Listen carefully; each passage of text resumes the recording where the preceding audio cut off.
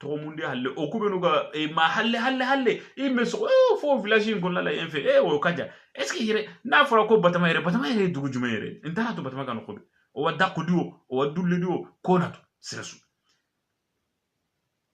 madalla wadda kudio a dulle dio kona jalla ne wadda kudio a dulle dio kona gidi ma kamana kona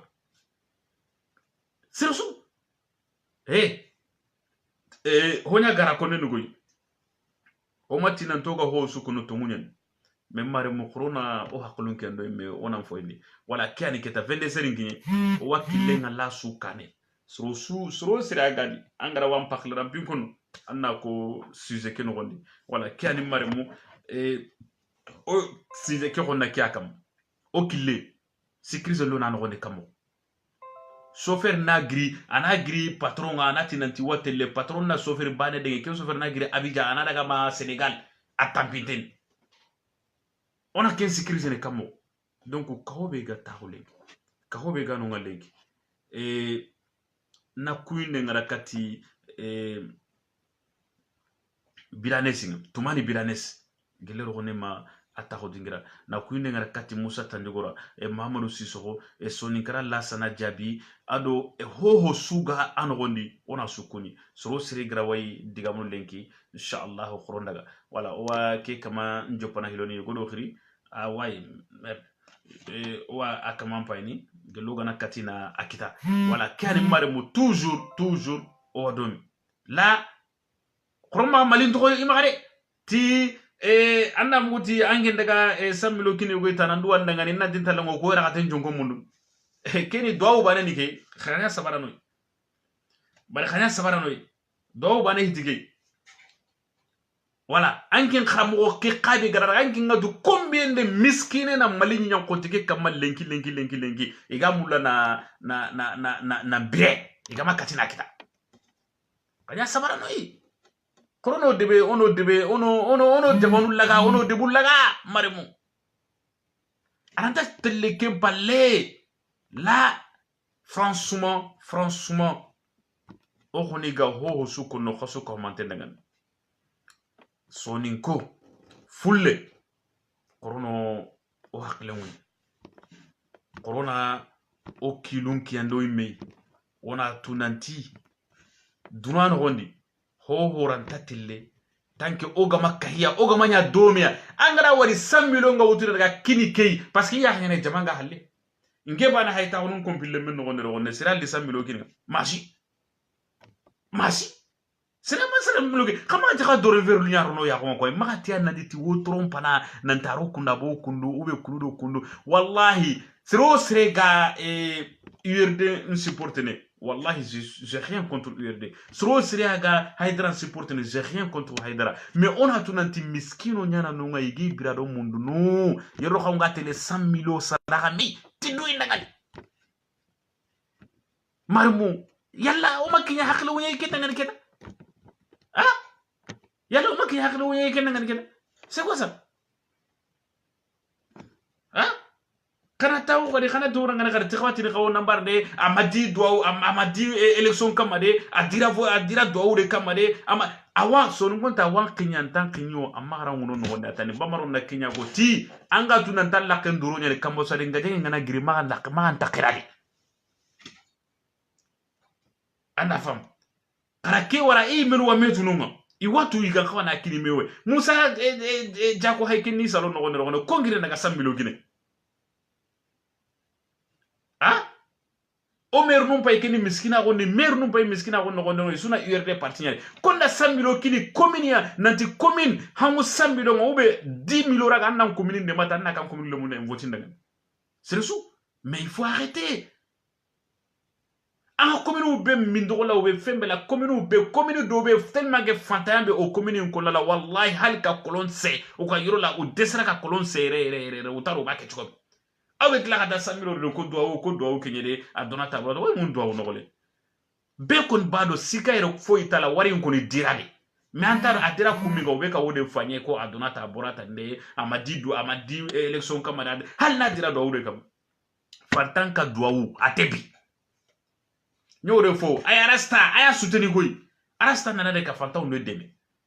arasta nana de ka fala to lado arasta nana de ka mauka hakenyi ni ka duma wallahi billahi amba arasta kon amba ko kon aga sare akab mouvement on est là pour lui mais ato koni be minum be boka fo ka donata borata rokunda bokunda be galon fi kanu tubani hey mari mu korongiri on ka hume kado sagata ogan kawana kubenu ko meda ngani oni ko ogan kawana kubenu nya meda ngani oni nya meda ngani Musa Jako hayro gonne mulina Kenya ni la soninkara lasan hay kenero gonne madalla yan Kenya na bakama bafla be maranya de me kaho ke tellement ka gara intéressé awan gonne khamen soroman ko khana minna kala ka kitungulu wutu kamunga soroman ko jafuran ko gidima ko gidimme jombogo kana minna nyoro di Sahel bemma jema na utu geli nor na lawra ma sudi nga lengi anda mugu kan politicien green na 100 milo ou na 20 milo ou ma har 10 milo daga kini commune nga tikara du de matay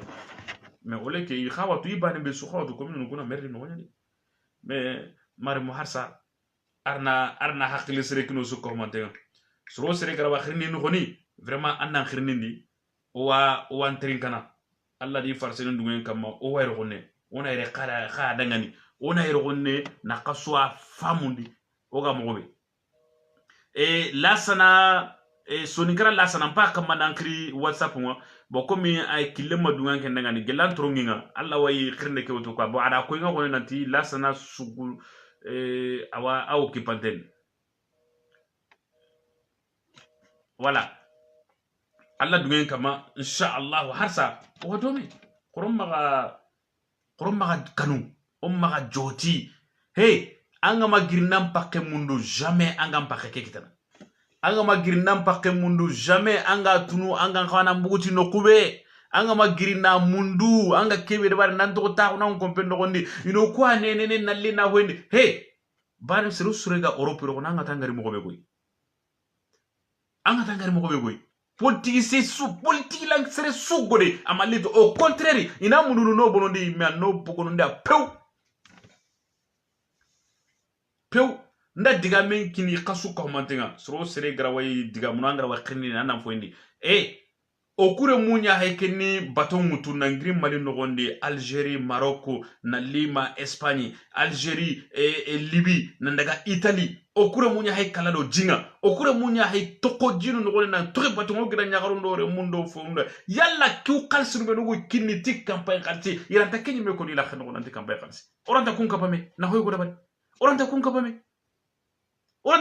na gollen cré pour ko remunga gollen mo orante kun khalsunu kapame na gollen cré village no anga tele village go no wonde awani ni population mo monsu da ngene 300 personnes no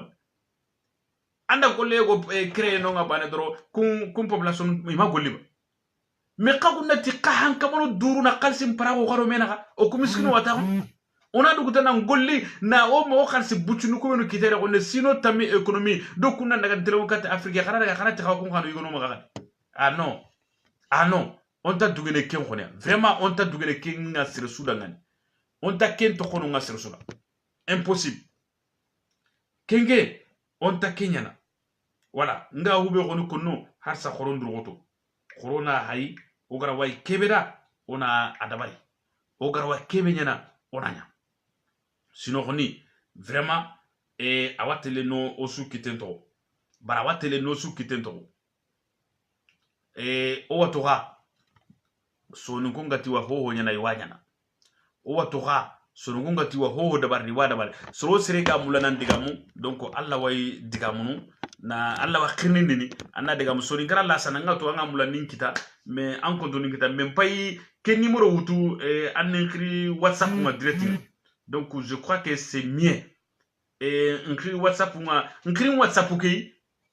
WhatsApp ki numéro écrit quoi mpai numéro yugo kinanga anne khiri kenga mpai WhatsApp ke muranga na krantar ni kita mpai numéro yugo sahana anni inkriti ken numéro WhatsApp ko pour kan nan katina lo direct no ko alla dungen kam voilà sinon ça va pas avec toi à cortele feu ange khalle ngori dangeni fe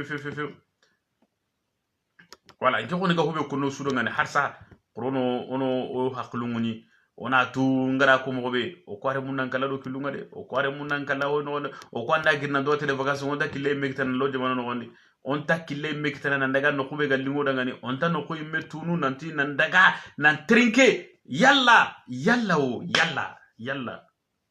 yalla o korono hakle mun maram pour ko gana tinan ton kahi aga khotoro ma mani ban pourquoi o gana tinan ton kahi aga khotoro o ma ha manna ke khotoro no ma harsa korono ngan ko imi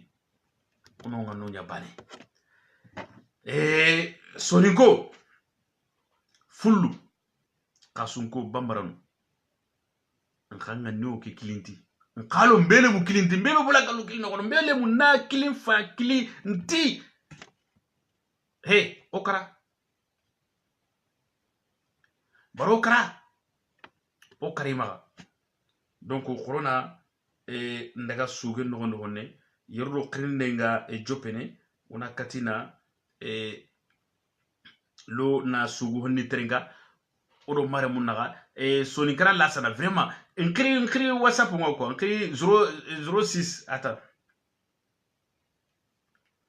sonikara la sana nkri ke kamakon ke whatsapp ngo directing mbaba ganinu ko ona tunanti ora way higabeda Allah wa hugabeda anna kutento 06 auto lasana 06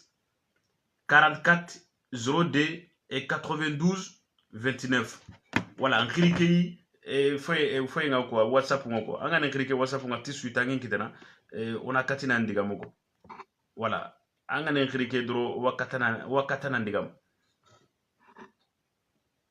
nda essaye pour que na asaha katanga mais amakati nandaga ko maremu onaro masala ngel non srosri ya gatu nan tampere tenyen malinde mandega iga ku milliard khalsu menu ga kinni kento gude manade kenta giden sono gude de wallahi commune wono nam maraga no kulati me o ku me commune wono billahi pour que annan katina jinkida kine ngana bugo sugo nta sugo inanta nain harenta hare jagenta jage dakuni karnia tellement que jinkonto giya ide bunnon wala la sana numéro ke utukuru man ko matu manda numéro ke wari paysa ke 06 44 02 92 29 wala ke utu an krike whatsapp on kamati suite la wa ngutu ke nokondo ko on a tunanti ken nokondi wallahi dakhuna ikarnia mais c'est pas grave notre digamunu meda ngani communication bala ko nyo kama ora kenkita ora kita seringa hankene awo hakenga ni kebe a mundu no kunsu ora kenkita krombugo ono onga nunko e beketa akutel ko tanye assalamu alaikum allo allo assalamu alaikum wa alaikum salam nakamo gasam atora manya jabi kadu ko bare ko bazin gasam tora sundaga alhamdulillah kidan de manan ka maka dinan passe quoi way nda demande ma passé wallahi way ana kunni way arawnyana problème ngi banga kendi wala rawanyana problème ngambange wallahi komi an khana suru nangare crédit direct ngoko oga hube kamani me watu de sananyame way badé c'est débat c'est intéressant débat question quoi wallahi jamana suru andara kane killenga makite anga dangar jamana suka daga kane killenya kite quoi killenga makite way terela tena una kadu de mundo mena quoi kenni tamunye anya commerce killenya économie in kille ho kille kan ta jamana sudia kemma ya jamana hina quoi ken jamana masiki ne jo payme ça c'est sûr wala fo killu nyan kite killu kan kite fokka wuro no kan kite wuro no be kan wuro no ho nyala manwa igata soro kinyana hi gere quoi parce que alla da wuro ka wala killen kan manante ana soro ka kari koy daban quoi a kenni tamuye wala soro kari tamu do ko to sur ko laboratoire ko awra laboratoire na mara wono kar mo ko banga c'est trop wala bon ke ko konte be kinni mobile ko mo ku sere bano kal ngal mobile mo ko na ha na khalsien sere bano ko mobile mo do kumpa na ko ngol na khalsi mo do ko be no ko mobile mo tu na ko kato de bumono o ma ko te no kar ngia do parce que angati a yonki on khore ni ken ngal ko na ga nyonki ngono dia yonki on khore ni ken ngal ko wala on daga ti hakari anga gram bazira ngam bazin khawti mene nani amma basi khakita nanga tan kortinia na kortinia na tinna nanyira khata bon ko daga nyakama nanyira khata bon ko daga nyakama khay ke khaw ken khote ni ko pa ke khata nyana mo be mobil on khata nyana kun pa mobil men wa kinyo mobil asun khadi mobil khasun ni wa fana i mo terun tanyana i plenun tanyana para har killen jire ngade mobil pine ngana karata anga to na ya charge ndina pine ngana karata gara golle ngita ken khana hoki da ubega ti golle wala saw ta killu be no nganta nyana bo anga to ken diga menga ben adiga menga ben wala bo diga men pilandi konni o kun men sere kilinga bo ken ngani bafla be sere kilinga wallahi o dangi de ken ngari da manifestation nya ampunte bo mani bafla be iga kawme ona wari wala fansane jaktela selekeni naga wara masandere kwa so an ko kiti bafla be quoi asuwari wala da anti mani ya parce que nyigati bafla be ha ki yopo ngelo nai pour que serebe no dangi ni tay ina dangi na no transport be serebe dangi ni anan no ma ko menne bagi mutu bagi na dangi bagi na serebe dangi dara 4 de tay no 5 de ta mobile dangi ni anga to kenka ana serebe no ri ngana jum ke anga to ampa jum bonno ampa jum bonno andangi ka mo ket alla ta dangi wala ube ya no te ngana jaran na bulu boy ti ambulance na lisi hankan ambulance na bagi ngata ga mahal ma serota na tuja dai sagere aw lere utube lero hindi ke ezike ke ga mangana kara ko wuro ni ke antuga ken hon manya wala sira bagi mobil garta no wura le menen taun karne hangen karne an dangi suwante pogen ngana yi reti ma indar to ambulance ngana den dangi o juna dangi karale mo ngai gilli fokillo bagi ni ube fokillo wura le menen kat na kara pafla be an ko paraji bagi bononte ni ube andai hangen te ngana ga tarno wura le menen ke ga kasara nya wotana ba ken khali kasara nya wala naga wara ma izini ke bo izini ke ga simo izini ke be ko kan kontri anga ngana gri pafla be smale no be no golino ni aga be ni minti dura kinniya ta ho kinniya parce que an karata siringa la gollenga adura ngari be anga takini anga takki ke c'est impossible manifestation nya kella da warni wala parce que ko ka tumo ngana golino ko nganti anyi me jabane le man ke maltraité ko esclavage ko kuma ko nan tinda siringa ko wari gollenga ngara mo be ndere na nya kunu khati be na wara khati be ndere nati ana gollenga adura ta dangani agollo ko ana gollo ko yongi ka tade kantu ken qabroni ay kella da warni wala bo nan kille bimba ngake kille to amudi amuru gidron ka manya kana gidro yi kembule to ko bangi ko kunta gidro bi wonto wala ken gona bo kenni kille binno ko bo sasa anke namula na mane khirde dabar bafla be mi maranu ndangane pour ko gara wakapa me mo be iga ubenu gan trinkana na utuketa bafla be manantali sandere nu tele na lawara mawrudu ke igara wa kebe de banu gan khwana kawme mo be gan khwana nya mo be wala parce que angana jattela ga gelle kinin bigo ko dalla gelle be kam be ta ko me nyoko gilo nyaga ko anga to bafla be khaw ere taringa on ta gilo ya anga to ke gelle kenu ga giri asuga giri ni droit déclaré ko angana ta ko nanga de nyara sere tanga de nyara ay sere ko tanga tanga dabar wala angara ga de be da suko tereta bane kama ternanta bane kama kenni tamuye wala babula beni sere kili hana nyembe o halle o kuna halle tagil do hiya mahi ngana nyame halle ona gire bo ke ko be ko ni dangane takatna tilinka qasun ko wadi sonin ke wadi hulle wadi sianga ga benyati mais ora o kuba ngata kontene non ta kontene anga don ta kontene parce que anda ga anta tu anga non to ko mo menati non ko kundu anga na daga anyi mi ta wona miri andinga ke to mo ke debe hetike ube ke circulate ouais man Kenya na mobilisation na Kenya na ngiri na ko fanga na ta odon bibe kan ko mata kana jiki o mata kana kalsiro jiba no mata kana o kilu akana kilun kine ya kana ji sen ona ji sen nan kita wala na kanu warno de na wiya di ko ma kalsin de maro ken no kana kanu wala da wiya di o nti ma jinti ma ouais jibe ko da jibe ko wuru lambe da ken ji autu na minute ken ouais wala est-ce que ken ci sire ken ji ma ken mi na on ken no ba anta kilo wala e kunyi mena agaba ni mena di awa jimbi do mo bilen di daga campagne ay kunji ame ta jimbi mana ko na ken anti kuma ko mulla impossible alla da ken tulu wala agama nari adana ranke de benare campagne mo amo wele baka awa jinga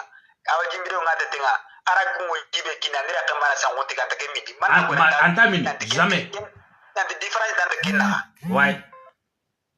wala ken no mobilisation na ngona ngria on ngria serebana ko le découragement tadi nanti nda mbugule ngina suru ngri men jabi kempeti parce que haranga dina ke danga dina gari ago dina wo alla fare be aga de ma ko tabane ama tiso no ngirna ko tabane no ko tabane ngirna ni suru ma jabi na wara kempeti wala toujours continue na masoronga na ha parce que soronga mundi mo gonta bana connexion mo gonta bana no kono citation mo gonta bana na telinga na himpa ya gora mo gombi na kempale na engagé na ladi mais akama serebe ko kempinya angana décourager serebe ni ko tar hindi hananga to ngona nya kada hinni me wara sika ko yakitana ay kanta yakitana feu o maduna ho ngara ga magri serebe bana soro hindia agri serabana soro ilima kala garunga agara jamana jukita malagarunga asuga girna na do kempi no ori na kadinga malagarunga torenga kitare khadi ouais wala ko di france ma nya france fok ndi soro nya ngir na do ni yo gingine france na ni hinjuya na revolution na france ko kine ke tay maga kine ke tay foko na kanya kita ona kambuna yi na jo oma tampiko wala na yin kita facilement quoi gasama ngana yari ngiga manya dro ayi mbo kikam daga sama ngana dro wana to ko gamana dro non kella ta marseno wala ken no bo ona re khatsi biga no ko on ta ngala na ora arta imagine no menati 100 million kilistre ngana ti do nyi ndangani bo kon on ta do ngakon contrôle salle contrôle pe do on dikedi akembi akina ti do nyi aitra do marage ba ube do be ganya ama do nyi ti mo nyi en tout cas ayo ke wala do nyi ma ti mo ngaba ube do be gakini ke ibe gakini 150 million be gakini do nyi encore 100 million do ngwa ouais hadi ga men ngene 100 million ni 2013 kini nge bon kende election nge bon 100 million kinanti do nanya kana ati IT daga ti politique jira ga saga mais ça de retour yana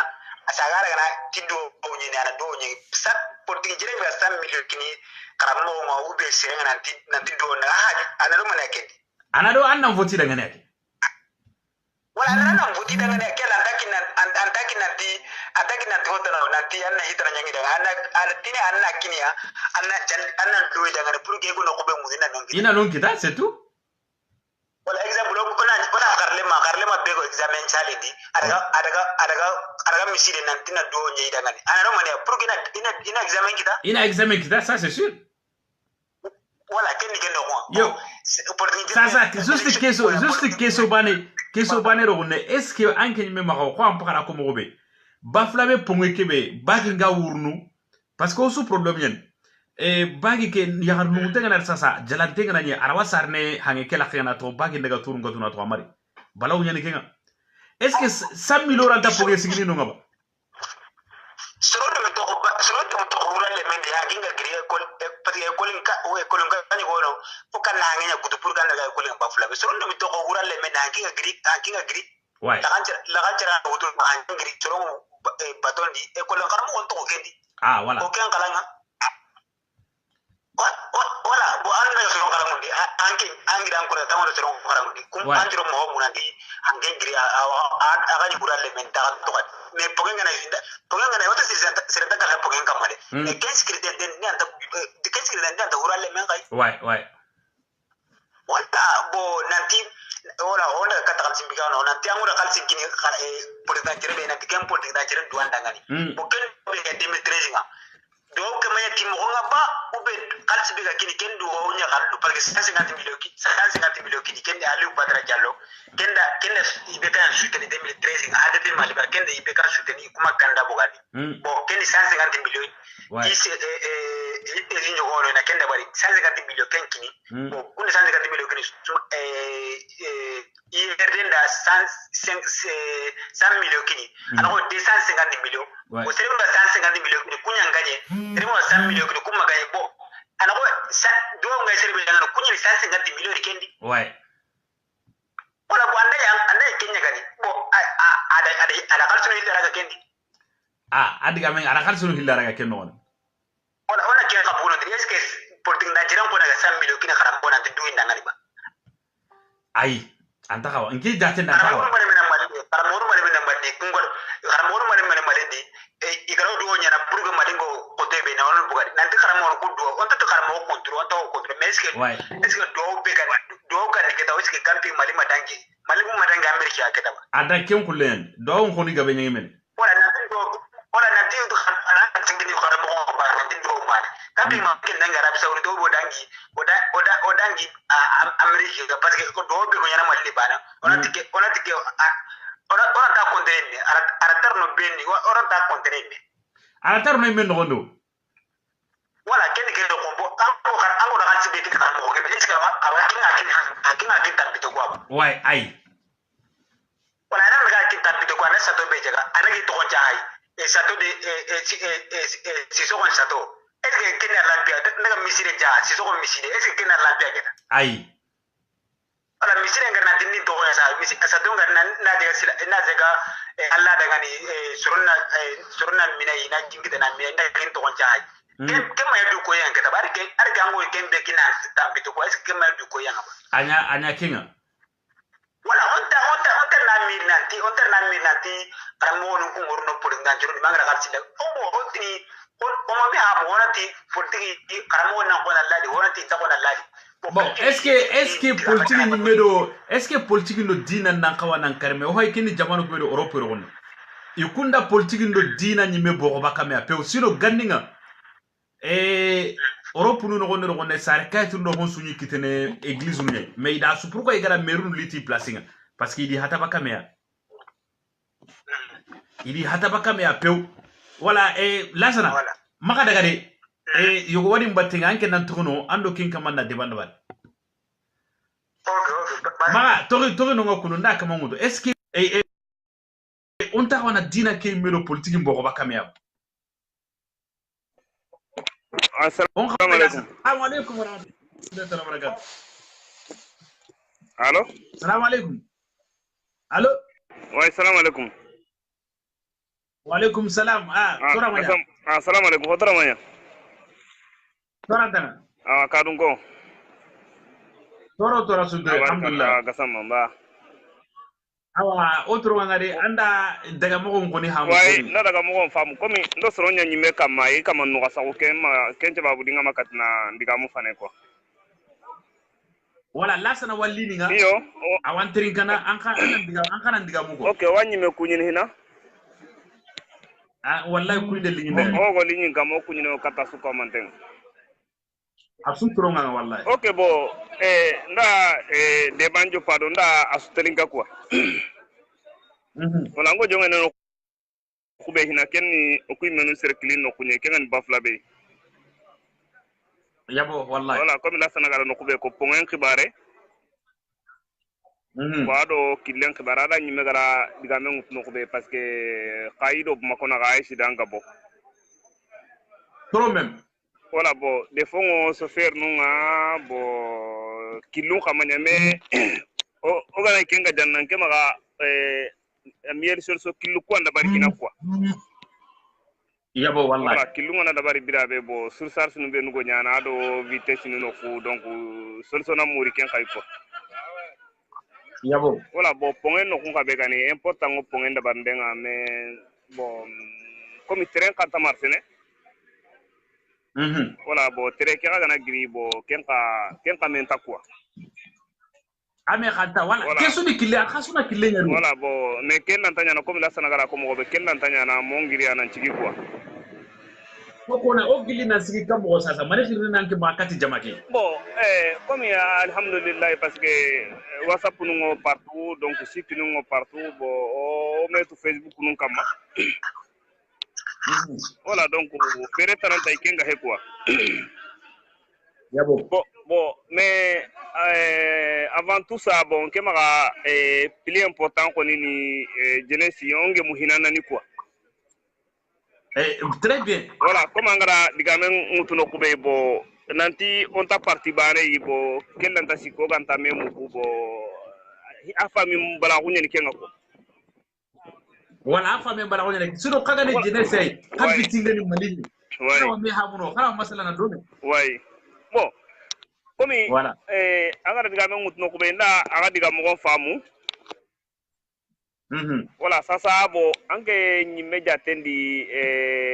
arasibachi adaga killeke quoi voilà awo nyimenu jatendi bo asireni yabo nke me ko di jatendi wala nke me akhlaram pindo ouais ata lasana ata nduza daga sizo daga voilà bo anke awo nyimenu jatendi asireni yabo wala bo menke maga arasibachi hakaranta hingani kebe a hunja tendi bo pour que nambara kedo gare kebe go jamane kedo on pour que kengo warne mo gobe quoi voilà exactement ki haklaram pin bon est-ce que kella wonya na tanke ogama gemo hinana ni quoi ayo foko ngemo akon bon o ay ke etabe di kunu sa sanga na jatelaga anke ni ceder serenye nge di ceder serei mais pourquoi ngara aga émission ketelingana kinyama sasa ikundu voilà parce que aga diga mu kubeni ni ko vraiment c'est très important ouais bon ahilandi de ça émission kenjo pa aro sana aga masere logo aga masere ka aga masere ma ka aga masere habaka ayo on ta kendi few voilà bon c'est très rare arsibachi be megani bon ala nyini ngani kebe soron commencer na famu voilà mais est-ce que kube nugo akomba ke no gondi ga kamana soron kai ga kamana soron manu kai ga kamana soron pa manu kai est-ce que o gara kille ke famu mo so di bo an khairin nganya hondi mo so di tanke logo enga amma ga kempo no gondi tanke amma dan pa ga kamana logo kempi no gondi est-ce que Allah o anna da ko tenyeni ko ke maga ko akotenni way voilà bon misale di anke ni ceder serenye la serengara la sana ceder serenye bon sugunan be go ere matu arasi balairani banta ceder serenye yabo voilà bon parce que ma kengo États-Unis ceder serenye voilà bon c'est vrai que oro nge dinta parti bare mais quand même ngoku video non pani bo c'est très rare nanti Allah tini da digame be gama gemanga ouais voilà mais quand même inta sere kana inta sere makana inta sere haba kana bo ngema ga ogana kaindu kudo haba kaindu ku ogana kumbo go kibaru ni peut-être ora on me ham quoi ora on me ham kenni tamuye ce que je comprends pas misale di bo ayti nanti sabotage mais jeunesse go do misale ouais bon ceder serenyeni yabo bon dani de Paris ceder serenyeni ouais bon ango sere talanga la karatara misale di kenere pem serenga bo kun kana ni yo kaindini yo soro manu kana yo soro pabanu kana bo misale de RP musoro sa sanu gesrebe ko kay ni tanke baba kabral kamarago tanke kabral yago RP musoro kanele ki pourquoi ken la ganta solution kitana asoro kubenu ko kay ndenga iga wala mo be mais pourquoi serere ga soro kubenu ko kay ndenga iga kamana na arasiba iga kamana loupé quoi parce qu'en vrai dire kubenu ga halle iga kamana soro kumanu di habanu ko kunyane na loupé ko mbakeno gondo ko tabe go lenki quoi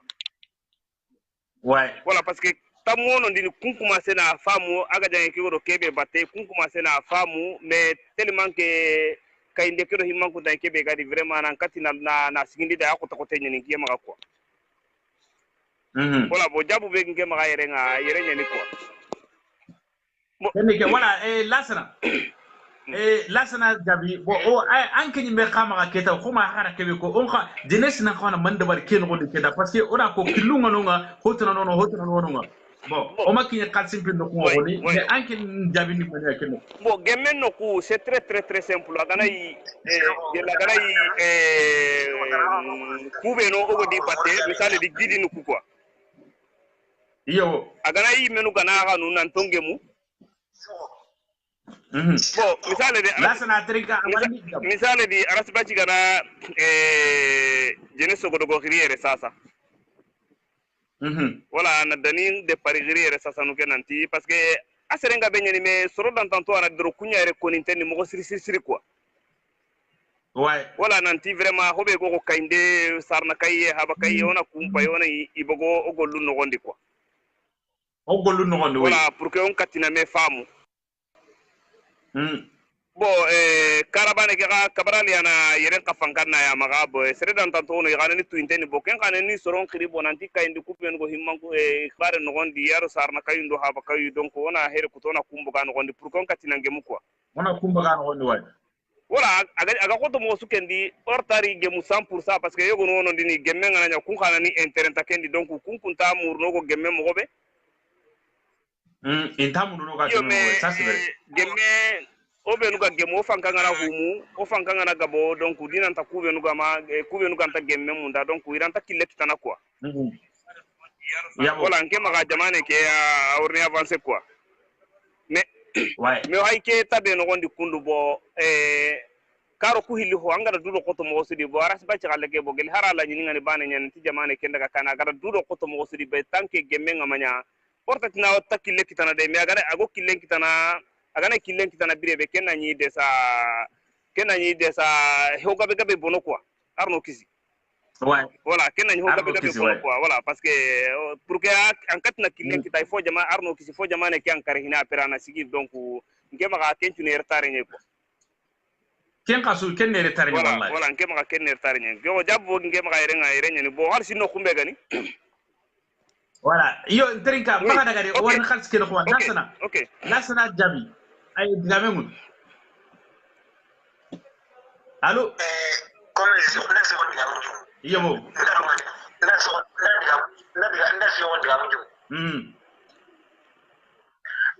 anga bi jamanga shingarari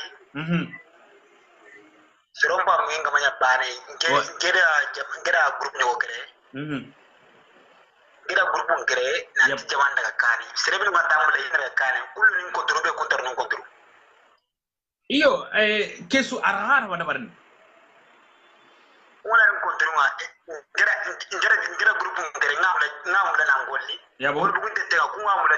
ngamula ni la katu pour que nan kanu mo xane mo hobe est-ce que no kel ngamalo kinga malo mi hamudu ba kinga man to ngan to tanki nan kanu ken chege ana kina mi hamu kam an hoten wala tunga ay dina ndati inda ko nan tibira mango ibe ko garebe I surunta bakka ni kite ngoro na terrasse ba jibe ko na ta ara dina diga ma khachende mina ta ibe ko garebe I surunta ken ko na surunta surunta ken ko an hoten wala ken ko mane mamu bi ko meda ko tiko tabe agare kedi boy agare kedi abre ma agare kedi ko tabe ida dina tibira ma seren di me agare defa ko tabe ha ida dina seren agare defa awda ni kendia anta da ni ken wala ko tinya anda dina diga ma khacheni andan kama ko tabe anti bere diga ma diga bon mais anda bugan andan de ma ko tabe amuti dina so anda de ma ouais okay wala ana wona na kinga mandema uga na kemut anna ke tanu nyira tanga tanu bakka qadaran pingara ansaga alla waka poina de make bien sûr comme mbatringi le la intervenir bi abichademe quoi kana ke de bna ya wili ko ala wili ko to munyadi wanda akan jagana ke jagana anna ke yenti yeme comme anna to ga mulana kebe fam parce que hoyt ga musu son na khana pour que asuna famille ko zoon ba ko zoon ba ko khabar be ko kusire kikam on kusire kikam khabar be ko kusire kikam yabo khabar be ko kusire kikam o kusire kikam mat o ke sino tammi o sino tamura tabakar bazura tabakari on tamulla hinda on tamulla remes on tamulla o sire on tamulla posuna lo community carte ke ban so to dare no bara o sunda ga tibare ga asiga ke me akem sizo ga islininga mandra sire bafla mai nangenye est-ce que ikar mai bafla ga manifeste o sire ke bafla ga manifeste ko bona video nya nanti bafla be ika manifeste to mi ma on ko ni tema iko me ga herpe mu joro ngashi ko mbo nanti era o bafla be sire ki repo na ko na bwa na ko ni kan kilo yi kilo na kisire kilo ki bugu na ko ba e ko me ga herpe mu joro sire ki bugu na ko ba parce que ko ina ko ni mo ni ko la ka yo sasa higa huwe kuna daga higa mulana huwe tu kasro manu wala kenga ya na te ko ando na ko ni ko kan na kenyi na tinga na ko ke ko ibe kan la kata no parce que na ko kenya ke na ko ni to ni mo ni e ko dai ani ya ko parce que ko se ni kama na onda tu buna ko uri ya ko ti ko ta ma ko ya ini sih kalau tangan nanya sekarang lo kenya apa ai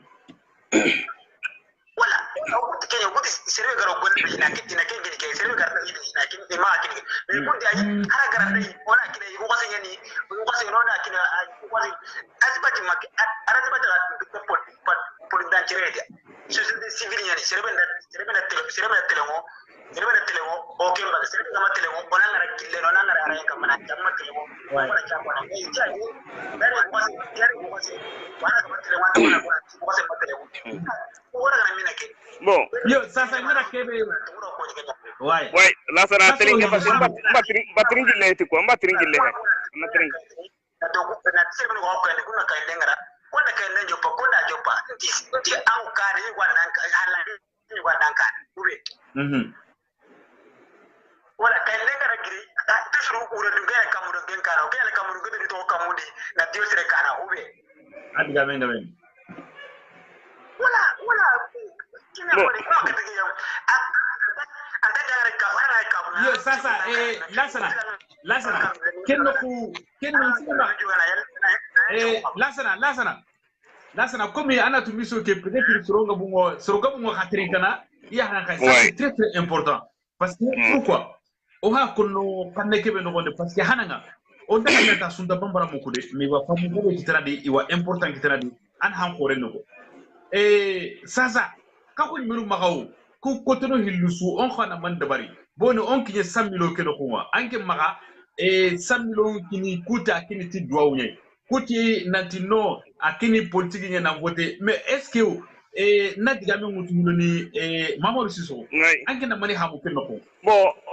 ngo 100 milo ke jabi modi ngo 100 milo ke jabi la sana gara bafla be no kube ko moy ren jabi na bon angara ringa da vi ngama vi nke video ndaban mi angara ringa ma video ndabara kamma parce que angana video ndaban hon kamma na tu hina ila nyini ngani kebe ime hina kwa ouais wala kubito sungai na resres nyaken kamma nda kella sana ime na tirli kenni banei ahillandi ahillandi kai kille kenke mitelo la sana ime da video ndabari kai kille ke kama na sababu nya sida kebe gadangi so man kidin ko ngato ngadi sorota mijate wala si nda wari ouais voilà donc me ngara ri bafla be galle ke ngama video da bara kama parce que nta tu me exactement ila nyini ngani kebe yibo voilà skencha babu da ngama video nyanga kama plus nke video da bare samedi dimanche ni nyani quoi voilà bo kainde gino ko ka bo angara no ko kebe ko c'est très important angara no ko kebe ko ogana to nagano bane nga sasa kianda kaindenjo pa kema kaindenjo pa ngema ka bo durana hanta ke ngon kana solution amurai agan kawa nangale mo parce que orta ge metan ko ga ina me kawo ako to tenye ni kwa ta ando serenga ina me kawo ina me manu kawo ina me habanu ka est ce que ando kella o killi bane wutu ako tenye ni kwa ako tenye voilà ako to tenye ni kwa parce que c'est der soro tenye ke me ba hay diga mu kana ouais oku éducation o mare mo ouais amo wara kaindi na me maka na me habaka no ngemanya anke ngasama ngemanya tu maseder serna maseder sereda me ngarandi ga mo ngari nda tu na seder serenya na 100% mais pourquoi ngara antelinga parce que ngatanga ina diga mukube no ko c'est très important bo logo enta no gondi bo wala tiwa asunga ananya kuna bis anke mbana seder serenga gabe ngono ira ko seren convaincu ndini quoi voilà mais soro dan tanto ana non dini bo kunya na ina bolle ke bo tanke aga ngari ya seder gari anantina jamane nya shirondi ko korbiso be ko jamane no gondi na gajana buguno ndini donc hari hobure nya gana hobure ke ga boketa tusura kunya na aga buten karnina hoburu kuna esa ni shirondi nke maga yo nan jabi directinga voilà oui comme angara ko nanti amatu maseder serenke oui nta parti sudi ouais mais ngatu woni mais nanti arasbaci ko kille kebe ka mandu ngante ngoti ken kille quoi arasbaci idenu yogon wono ay idenu yogon wono voilà ni partage ouais no ko tana ka suru ka idenu yogo khawano ni partage ouais voilà ken wureni no ko hosere ngati no ko sungano mais ganare na menyi na nyengeti no ko boronte ngantano won ouais voilà na ken gono kurana na ngani lenki arasabati ide yogon wono nga soutiner ko idenu kama 100%. ouais d'accord bon la sona no kubane ko agati ti arasabati ti on kawana sigindi dai parce que kebe sire ake ouais ngati la sala ti tani terika honne ouais ngati teringa na ouais mba tirimbi sai ngati teringa na ko ouais la sona daga ke Yongati hibe ko bafulabe ko nga manifester be arti kema imetu kema genta rinke medi na tisi ko parce que ari ka munya ambi dara le sio ngana ati watu non ngo bafulabe problème mun chutu mais que problème hay hobe kama iti pongenya ndabari iti pongenya est ce que pongenya ndabari ndenye ni bakile ndabari ndenye ni mama terenga ndenye ni banta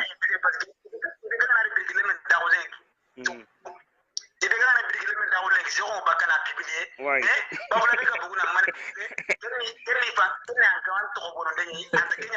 non ngaya tout à fait normal bon ari France be mais France do malina ga ibe ko France do malina ga go kenga be ga be mais har ko mane ska mani fu mani har France le non ouais idurani gayi yona ke mundo ake yo ya gunti ke roti na kala katwa ndike ya sio ndike nya rumu ouais bon la sera na ire famu bon na famu mais bon sasa karinga kasro ilusuna teringe ouais débarquer parce que ouais sirga wona mula sirga wani la khilla no gondi oda kinno ku famu vraiment na sana gara ko mobe ouais ado siso on gara ko mobe kasuna ka to munya kam ouais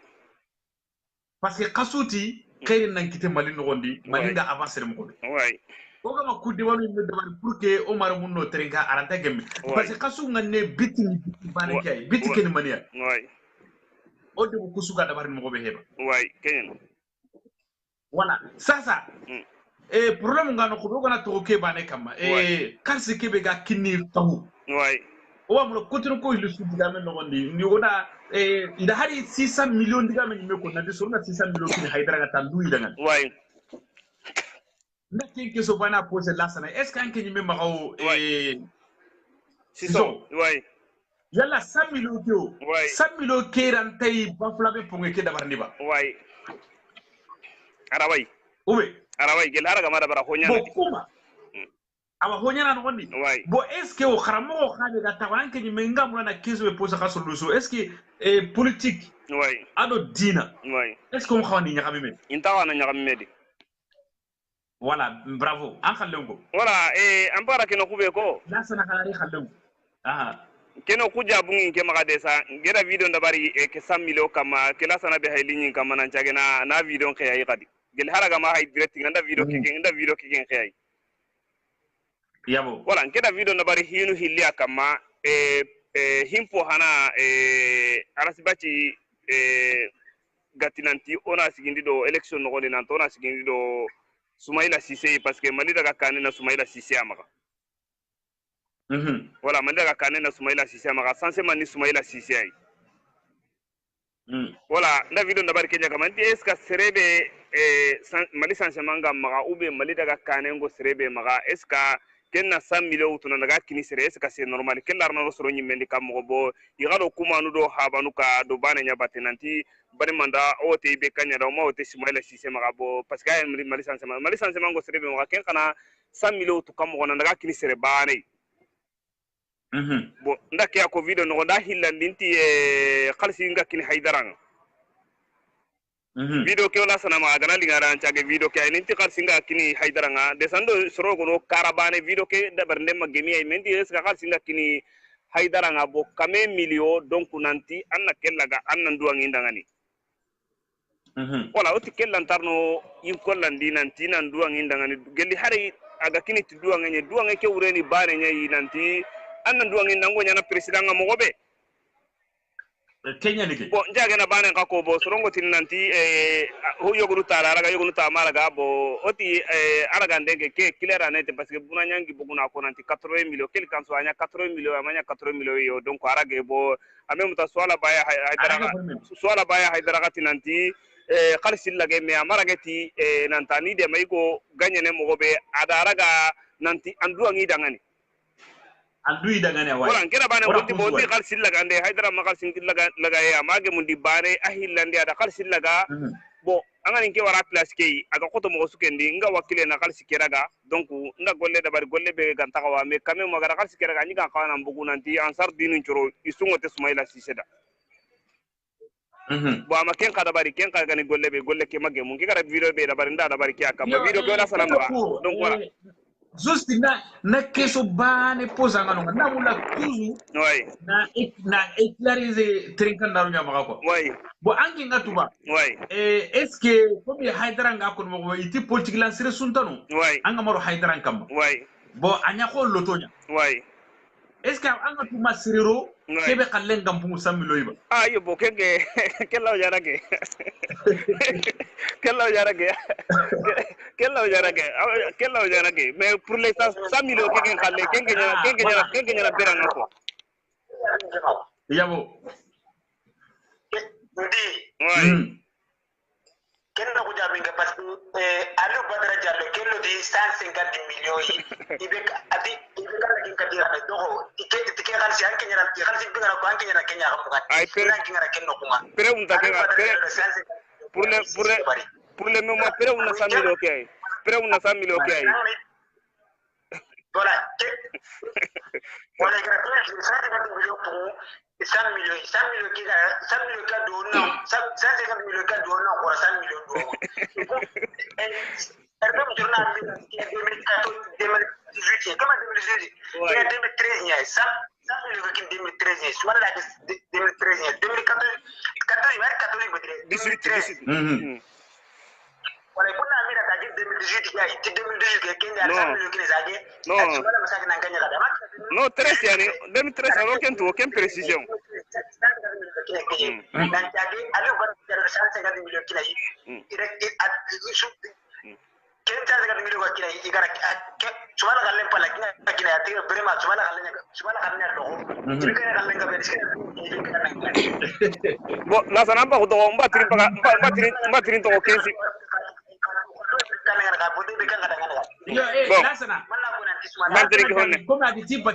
atoko 15% bo ay nge maga pili important ngani kebe me maliki bare hina il faut jeunesse onge mo hina atu jeunesse ogo gemme fere be ringira kenya ko donc ollo soronka makube nugo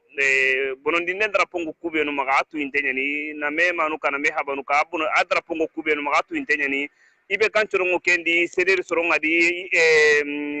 yerden choronga di quoi ouais bon nge solution be ga inke maga ngera solution go ba kella sana kebe go linyin kama ke maga mani solution na isa sa pour que jeunesse orago gemme mo ba ke maga solution ni mani na kay ndembo hono mena ga way way o go gemme mo go be doro way ko jël suma nenga de ko jël te suma nenga iyo wala foka kan tele mo ada tele mo ta da erer nya ara sai ka to kwa na to kwa ne ko kwa le gadi ko ta ko ga me lasana ogana diskite kunu anta kemeo ogana diskite kunu anta kemeo ogana diskite kunu anta parce que est ce que ka kunga tinanti aras ba tika tinanti obligé o ngote Soumaïla Cissé da parce que Kenya ni sanse manga est ce que ribare be haga buku kundu ke donc est ce que ke wa ko ni nanta ni sanse manga ba oga ngota da est ce que ke wa ko ni nanta ni sanse manga no ogana daga kunu wala tagemme ona fere ya kutu doro ona fere ya kutu ko gemme mo gobe ha ha awa di bi kan sa bi tanki ma di bi ko ma sa kini sa manye ay la bange da tu se va so kasama la sala ko ni sansement tu ide kundi sansement la tanya na ma ibe kanya gangiri anga tu vera ma ke kha gari ko lebe antane u severe de banta ken kamale ki de banta ken kamara ken kha ni ko lebe antane u ha okudia sio okudia jamani wai ilela kanando wai kala kanando maro la kanando kiluna ndo wai arama na jisina ngida wai to doron kannan ciki wai okudi kenya kuma ko sera kontro kaya libe kan kontro ibe kan mi jeta ko 2013 nga aflo rubir nga sebeni ngoron ikara jimari yo i uru de yarji ya neta ka tawo pankanga adi kanya palenga me la saraja la me lasana ibeka ngenda kina konti ngenda no kusu kasro ntapa me ibeka ndika pa est ce que hari ibeka ngata ko jamane ke ni wakati bi way est ce que ganya hari sereta nay way est ce que Allah ni wakile da kulu baba Allah ntada palen 40 nyim na nyo palen 40 nyim na way arasan draman watarga taw ko di bari may kirisi ni ko di kirisi ni ko di bari sero mane kirisi may amal ndo ay butuna mo gudu turus ni mo gudu ya da galli sero ya amar kufa ibe ganga kan kuma bo oro ko di bari na to oro ko di bari na to ngey mera ga ko di bari kebe ko di bari kemen to maga odi lato me way boro ngono pordi tanan wono dini kumenu tamale bon sasa comme las si so on dit batterie na mantima way 15% ndiga ngira ube kono o sudanga na kezo be position na kasoro ile sui way sasa o jeunesse na kawana maninya ndio be korana ngadi ko me hamu inatelemo me hamu me agili inatelemo me hamu gili babla da jigani kima babla ben kinga reisi resoso kama na tauna akona ti dari babla be problem ngati nge ko RP Kenya ni kutin dis patari inga na ni meka mataka na kuna tigani kani communicani kilinga mama katina Kenya kuma mu gisho to mandala de sebe gani mai nan ke ni bafla be no ma mu gisho to na bu na tauna karabuni ngatu mo mali mulla mo militaire ni mulla ana man ko anke ni mette bengo galeri arna jisrin kita ay ni debu ko so na galeri no la sana mungu wa kempale ngedo mi o kileke kama mati pongeke mungu wa kempale au chenda la kempale kileke ngedo mi video nyime da barni kileke kama nda sa imenganti la route de si je m'adresse à Alaji Ibrahim Bokar Keita pour la route de Selin Kenyi Sandare ngedo video da barni ken kille kama me Bamako do khaina kama video da baraka kama men ngedan kenyi medo video da barni khaido Bamako na kan kille ngedan ken video da barna kama to mu magare siso irza yogo wero kono komi haina na yogo na keso mposa way ati siso iwa mula natu way est-ce que gelli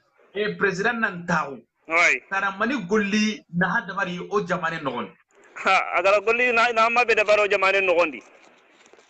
wala yogo na keso mposa ngako bo lana sene khayere sonya kama parce que aga indaga yake donc unda angari nanti ada hôpital yogo joppa quoi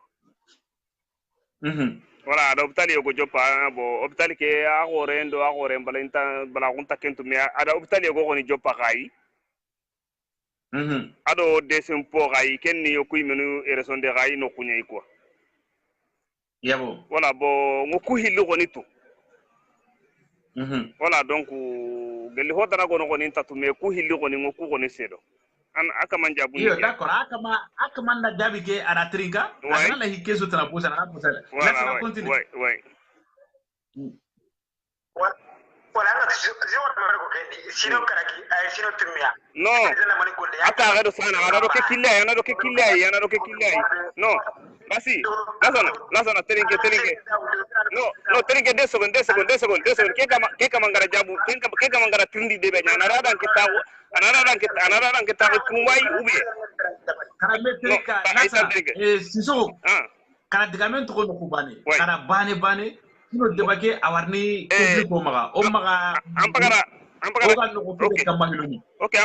ampagara kebe jabu kebe tirni denya sasan kikada kebe jabi kenni aga girita kuno aro sana gata kurumba kero sana ga o kana tinanti gella gata ku 2013 aro sana ga gollu benu nya gella go ken kai kun kana ni wono ndini o militaire me ke airport mo kendi agara voilà exactement me ken mo tagutu ko ngena simananti ana do ko atare kitari la 2018 ken no ndaro sana anke maga ake sonna do Kenya parce que là ça ha do geli 2013 ka lenya nyaga mini quoi nke maga inta bana quoi non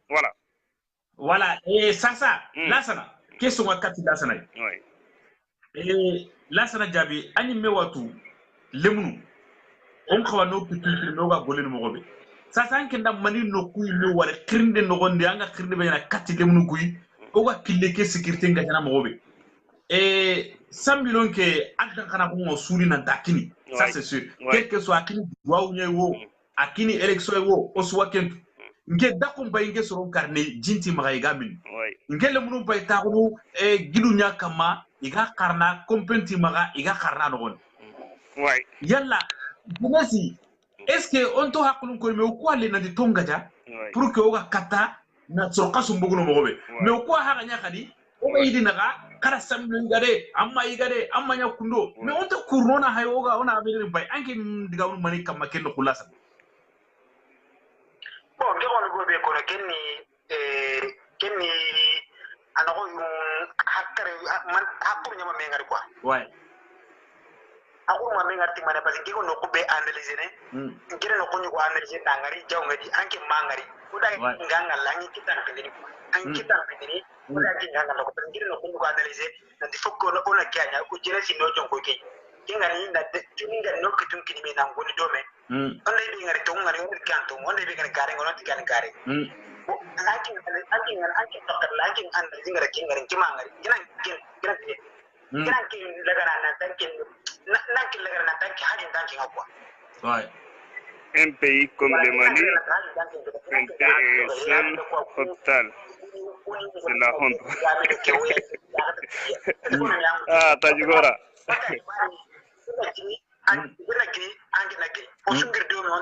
pays comme le Mali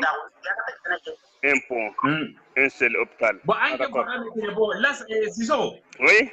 Siso ranke ni ma les jeunesse na xana man dabari o ga xana mekri mo be na mobiliser nan kaw me no hakla rampinya bane parce que am pakana ko mo be oui ma kayinde haba kayna do de no ko dia bon ngema arta dangini gidinu ko halle ko il faut gidinu ko antelengo donc pour que jeunesse ragi kitenki ni me mo be ko parce que hure imenya maga quoi hure imenya maga quoi donc halle ga siro mo ko siri kane ga masiro agge men ko to tenyeni quoi trop même ouais donc on a guidé nous quoi pousser ina hele kutu donc pour que ora go kitenki ni me mo be ala kulli hali tant que aga ganta parti bane aga ta nyana dome 100% mais quand même hinu dan tanto on aga o kunde ngene dome quoi bo hiburu dan tanto on aga kumba kamena ga pour que jamane na katina avancer quoi voilà nke ko ne maga donc on a hele kutu na ko guidi nu ndangani donc ina hele kutu gemme ogo gemme hinanani mogobe ko kenna o kana tonge musasa se annew quoi annew anja utanke kana ko kuga na telengo quoi ouais voilà nke maga tanke kana kuga na telengo kana tonge mu donc c'est très simple C'est très simple, ça c'est vrai. Voilà, nke maka koni jabu be nke maka yerenga donc ani kenye quoi. Bon, tanjugoran bagana saha titi jamare be donc hoybane optalibane donc pombane donc atiti c'est la honte. Bon, minge ngara ko na mo be bo ake so ngan keda jabi na utu atare 2018 ke no gondi donc ngo procès be se do ken ni ponga ke no kundo optali ke no kunye quoi mais ngana tan to na utu geli 2013 ça donc ken diga menga benni quoi donc batrin ka gillen he quoi. Ouais. Voilà, tanjugoran jabuni kenye. Bon, bafla beno kunga be la sana gara ko bo. Yere angara ngari kama video da baraka mai mais c'est très bon. Iti pongen nanda bari bo, kai kille nanda bari, huran kille nanda bari bo. C'est vrai bo obe son tenga kusu nda bari, mais angana tina kusu da bari sasa. Ah là, c'est très compliqué. Est-ce que kemo yo malimaga sasa? Aya moinda bo sasa on a quand débattu le safir on a organisé contatana. D'accord. Spécialement pour que mais sasa lemnankara la teringe honne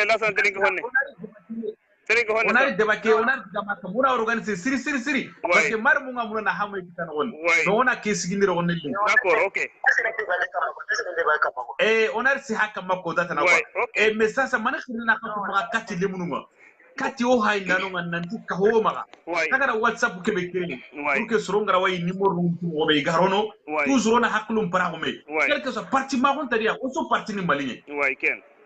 bo keta ma kay nen tadi ha kay tadi o so parti ni maligne keta wa murnu kirne be ga anki maga Allah ken ko na jo panki na siso. OK, o amuru mali chumaga ay gonda gara le minenda akirse serebe angana débat ke suivi. Voilà, donc Allah o wanni moronga la kama pour qu'on a katna kama ajouter WhatsApp ke kama quoi. Voilà. Iyo na masala to suru su hamira tahinni jamane ke daga kanenya pour ko jamane ke ago daga nakane mo gobe. Khibar ben go jamane no gonda ago nyana sababu yo jamane ke na saga halle kullu khango saka mo gobe quoi. Inshallah. Voilà, khinde be ko katinge katiya ko ni kenni kenye quoi. Est-ce que irawa numéro yogo wadi tamla ni numéro ngara public est-ce que irawa numéro ngala lanki ni privé ngaba irawa linke privé anti de renseigner la na transfert katanga na kama ajouter sitting kam problème suntat. D'accord. Ouais. Là ça ay wa wan khatrin gana ouais comme kazama sino ngere ko anga to ara mare magara ta hunu arta kolle nyana do aga mata ko do be nan kai nan diga do me arta nyara aga mak fuka an kai ya aga diga na khar lan ko mi kenni tamuye wala ko groupe be keno ko ganyi kanyi ma ko nan diga me ko mi diga mende woni ko ma ken di batterie monya yawo ko batterie ko nyam na kenya ko nan ti simende la na participer groupe ke so ne ke ulle bambara ko ngeo bay ni moro ngala ngari angana play participer na forse di on sera garna di serbe ga andani serbe dangai wala serbe lo ndani ngana no wala serbe lo dinya abolo tori go serbe angalo diga mu no akarlan ko be kete e di hoedi so on bagri so on tane bangi abara gira ke be ka ngata gira man da ma gira ndan me baga bada kita ka bana ta grupo apage maninga da kana umare o de ko na kana umare ko me gadi o so akhallen wallahi to am mo medi ona grupo ka kerena to unta grupo kama ya dunne hakar lan ko be keren ko nyoko angre no ko nyoko ona me am me so ke be gani atlantic me so ke be gani atlantic ha bare ma me so haklan da gani mon wala me kutande yi na kiasire ni kiama ya kana me am yi kana wutre wai bi kana kinyo wala ni wala kai be dari kai be da kan ko be na kiana kile wala wutre na ta ke so ke wala da ko wala dalanga to yubi na ibe na bade mi asuda sire ay kemani tajugora tiji wa vitu resi de bongo de ibeka kebage masala jate ger inshallah wala kada ke kaso lusu yo ona kaso wala ko e dogu la sanange ko ni pire nan numéro ngara suronna an wutu direct ngaba ouais là ça la dit numéro ngara d'accord am sala numéro ngara 0039 35 11 42 38 32 donc serebe gamula lasana na yazute ika ho nogondi akamalla way ke kapa duma ko inshallah Allah di fasu wala kali vraiment Sissoko lasana jabi on tkhala gani merci beaucoup ka participation ntime maga haynda ronda ho sire kita nogondi sorotana no khanwalo nga igamula no kita kilen nogondi mo siri pour ko ndigamu ora kunsu wara parce que khawali ni nga khawa honi vraiment ken khasuni drogoton ta ko inshallah o do me harsa المغسري وكاتيكاني ان شاء الله voilà Kian merci beaucoup merci Jabi alhamdulillah voilà Kian marmu khama kada marmu ndiga moen sutrinka voilà kike o anta dangini kenon ça c'est keni un vrai débat ora kia ko ti Mali bania ndanga o parti yo oni politique lan soro bane wo jamane ke mana jamane ke dinge kan jamane ke anna gauche anna droite wala anna surotana wala anna surotana wala ina ikitumutu na criminari deban na bare na manka na ngemu na ngada e tablon kam na ngeman woni khamen intame makana intame habanu kan mais jamane France a avancé malin kan khawa kundunya Allah di farselen du ngen kam donc toujours o wadome batem donc ken no gondi keta nga hube ko do kala sire gamula na nkrini ndi khadi nan tewe khirinde nga problème sunta no no prentene o wara honne ke Mali asiki bane inge khalle angen khalle akempo he ikumpo he donc o so ka hon on qawa ona hoyo gonya dome on qawa ono kitunkini mais il est temps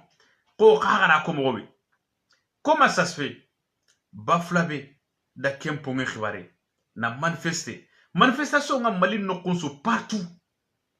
bon manifestation gumun khaga no konso bono nano nga nyini no ko khay me nga jamane ke mobe o kilu payken oda nda Guinée video ko hay Guinée kuna kirikam ken no gondi nsi meme kande anti nankri wala me anke na essay ninki khiri ko mangari angani ngari lawa ankhili ko bo mangari ya illero no khadi illero no video no gonde khadi ko Canada jabi bo Canada jabi alla way anti nankri alla way khili ko bo ken gondi ora way me famuno kendi no kitunkini me na higa bedwa duran gondo tanko kama diga meda ngania oranta menga nentun kusro hilli diga men gon so ora tu sasa kusu inta nokubane mais amatro igama katina masala mare munga da fami kitan gon toujours a gagna mosu anya sroen kamo c'est Mali qui gagne anya perdre kamo c'est Mali qui perd sero suranta munini ko ki hagara ko mogobe Sissoko mpagara ko mogobe ndanga karewo ndanta karewo makainda no karo kusudi haba kaino kulla wa muinanga taagunu amara mpaba wakain seroso donc sonin kallemu ndo fula lemu aro khasun kallemu ke hito dambe o education to permettre nonya kainda no o gatono jamanu nya dabari ono jamanu dabari ngewa wunu na jinkita pour que na mini anke nga kharnu ti hotana anke wa wunu pour que na gode kita nin suwan po jonko mbaga no gondi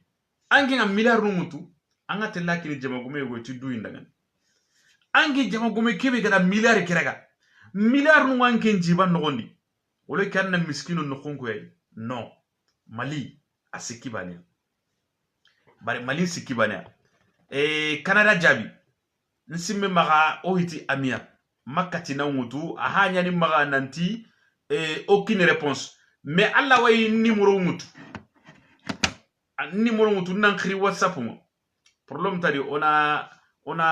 me an nkri ti suite anna katina lo débat no khondo la sana garanya mo la sana jabi garanya mo sinon masra kundu angara wayrono quoi numéro mutu an nkri directinga après on a masala dome ke no gondoko 06 44 02 et 92 29 Canada Jabi alla way numéro ke wutuko sinon pas comme on a ajouté mais ça va pas voilà Canada Jabi et ngala kuna mo wala way numéro ke wutu bon angembe ga kentuke oti o jamanu ko ba isiki bane o ma horti o ma diga ganninga communication mo yoro mena haw ina tranquille mobile kille ngana bo kenta tranquille kaban tranquille ngana no kenta mobile kille kaban harsa on drogoto on gada kilunga woni mogobe kilunga walle kille me kama mogobe ona hayona dabari sro sre haklara sre nyananga tuwana nyananga alla wa mo kunno annalli annan kahulla sana jabi gasamai annan kahu madi kabadrame annan kahu musa jakoy mulline annan kahu muhammadu sisoy ogara wakata no haklan pinum para me mogobe la sana di ini moro ngara directing sro sre ga mulla ana azute ka aka hokeno gondi na masala kilunga makilunga nono mogobe ko ogara ko diga munjo palunga mogobe voilà serebe gamula na numéro ke wutu numéro pay 06 44 02 92 29 Canada Jabi an khiri directing akay na Jabi tisuitu ko voilà nda essayer mo sur Canada Jabi voilà tu n'as aucune réponse voilà bon donc Canada numéro ke be ha affiché soni kara la sana Jabi ha kara affiché alla way numéro ke wutu gel WhatsApp nga ne khira directing ko bon on a tout nanti dunara kote anta teleke halle kilunga ma debun kilunga ma wareme noy lantanya no kus adetem politique ni Kenya igara agani gillo gatwe atanda muguti birado no anga jamane kebe no gondi porun toma sapinjin toma ogati ni hange ko geji anta malindi mais pour que naga hanna no na lokati male foko na kilunya dabari ni warame CEDEAO me politique ni Kenya Afrique l'Ouest CEDEAO kebe nuga kawme 17 pays kebe ga kawme na we i objectif ni me Kenya jamanu kuna ngareme pour que yo kengara wa gilli go ngara wa gilli jamane di noendi kati jamane tane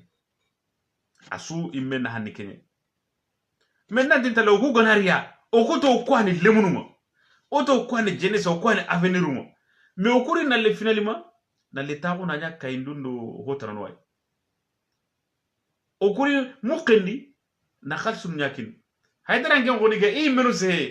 imati jamane politique nyane koni wari dirima ka dun ikanga voter maminye irebodo ngesime maka kendiga me konnon ko nyamedi 600 millions itike haydara daragi tawrake 100 millions idare koni tararagi tawrake me kenni gasama mbugu ala haydara nya khallenko mais est ce que ga kini kharamogo be tananoy est ce que kun koni ba ima koni angen bay tuwa ngay rogonne anke nyime watu ampay europe ampay golle kebe karange ganna maga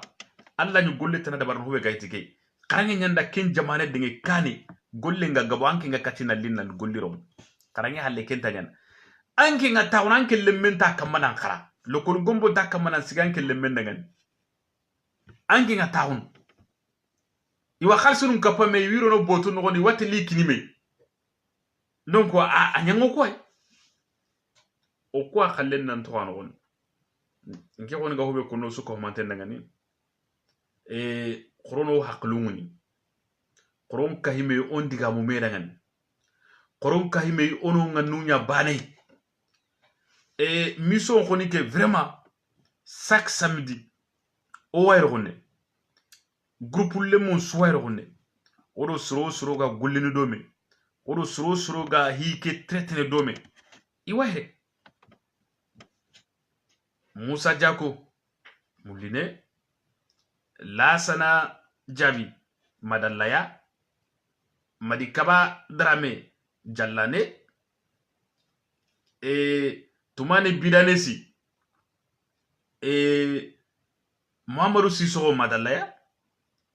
donc ku su isunta parti meno parti bane no ho di I haklaram pinyan ko maga simma nantinkero ange onta kabane di o gana diga mundo manyana balawnya nantinkera ange onta parti bane di o gana diga mundo manyana balawnya no antanya na harbane ono haklunya ko ni metan na wuni na tu tanke o kubenu gani mei o gama hoyogo dabashi hoyogo ntanya na de he o tampi ore mun tampi o kiswaru hona la kun hanuri tampo mahaba non impossible il faut que on gaja o garawa kebe ya remundu ona ya remundu vraiment mission koni geli 21h30 au gara jopa orame Canada jabi vraiment au compte wana un peu mara faut que on a solution mundu kia pourquoi soro yogo no khiri aganya na aucune réponse yogo no khaga no khiri oro kunna mekita me wa hera sukutu pour lo munga no kusu agati no kube ona ayaxe mundu ona tu o gan khana mbogo kilebe donc o kugu o printemps kebe gan khawana ndabari Canada jabi nkiri numéro direct nye quoi ou ma hanna numéro ki wara anne nkiri numéro direct nga duna no gondi ho horanta telle mais famu yam palle ho horanta telle tanko o ga magoli domia angana daga na otu geli bamako yimetti lakunga nandaga wara ma Senegal frontière nga ho wa ku debu sunu goni konte ngidi nyoro di Sahel osu watu kenna murtane frontière nga Sahara ngiyeno nga desana nyime pour que trungume anna geden sogono na jinkita fokan nandaga ma presque 150 mètres na lija hunu gidi maka khanyaga soroma tampi yogo ku ho sukama ku khalsinu sulu rango makano ono kharan kompon sigindi ono o sakano sigindi o yakunga tumana mogobe bientôt oro hibane no gondi oda itte gunne nyiten khaso sopi bientôt ta harni suwa kita o yakunga soroti suwa kebe donc o kama giri bala wonyani katoy foko on giri akillu ku ga telegono mogobe ona wuru katti jamanu benui o ga khawana na hamutu kun jamanu nariti katono khungo ku benu go maka ganti kun kharu maka ona adenge I jamanu nogon nke sime maka ona khawana anya kundunya ona khawana hoynu kundunya Canada drame numéro direct nganga numéro kiriti nankra numéro nga direct har WhatsApp ngandanga numéro ke wara katinga nankra numéro nga direct ngako Canada an numéro ke wara katinga tan nankri har WhatsApp ngandama bon parce que ankri nden ko ridangini ko c'est très important gelli numéro nganga su an numéro kiriti quel que soit Mali numéro nyano Europe numéro nyana ngano kusu numéro kiriti ora waya ankilite ko donc on a atu nanti faut que on a kunyano dabari kebe ga malindi on a corona dans Sénégali noyen kam kebe ga Sénégali commerce na khoro inariti mais quelle date le tangue kiluko agama dabari quelle date le tango gama kiluko sécuriser sur nan chago ina sake baka na kilungutu nandaga rantayan voilà ke khoni ga hube kono su commenter ngani la sana jabinu da khirne ngara katasu soro sere garawari ni ro ka hokedi anna lo annan kayya oga hike da bar mogobe ogo haklum paragono me mogobe voilà kiani tani maremu o suwa dome Canada jabi vraiment ora kanunan kita mais angana un numéro nkini c'est très important c'est très important ntatum est-ce que ndanni oni aminga hilon masayron voilà mais kesu kama o randatelle tanki o gamo nganu ko koyme nganu ngana koyme bana doro kesu ya nga baka voilà kiani maremu masala ngen khoni lingolenki masala ngen khoni adaga deba ayange deban ciro de banda ho gabe de soronda hamu kitano gondi jawran kenda tu nanti gana ni nukusu I watterin kene